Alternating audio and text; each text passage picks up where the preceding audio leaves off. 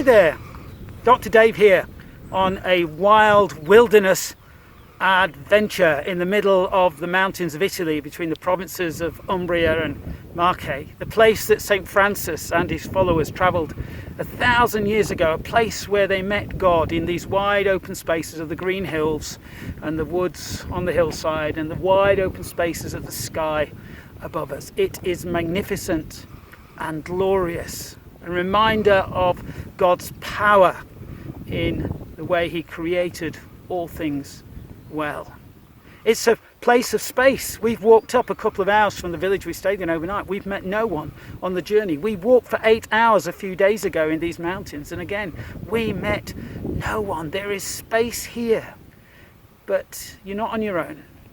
There's always life, insects buzzing around us, birds in the sky. There were little animals and bigger animals in the forests and amongst the grasses. Sometimes you'll find a snake lounging on the footpaths, sunning itself at midday, something you need to avoid. This is a place where you can leave the cares of our everyday lives behind and sense something of the presence and the wonder of God in this place. Of course, you need to bring some things with you. You need a good stick to make sure your feet are firm on the path. A map is essential to find the way, and a compass too, to tell you the right direction to go. You know, Jesus spent time in the wilderness.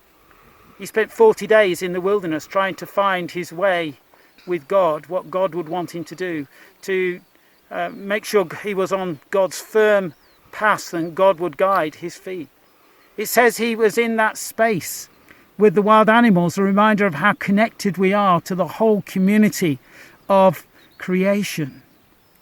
And he used to go every now and again, quite regularly, into wild and open places to spend time with God, away from people. Of course, you don't need to come into a place like this to do that. Maybe you've got a spot in your room or your home which is a place you can go to be quiet and still with God. Maybe it's a place in your garden or somewhere in your local park or woodland, a place where you can just be quiet and still and sense the presence of God and talk to him there. I hope you can find that place, a place that enables you to appreciate the wonder of creation, but also to sense the wonder, the love, the care and the guidance of the Creator too.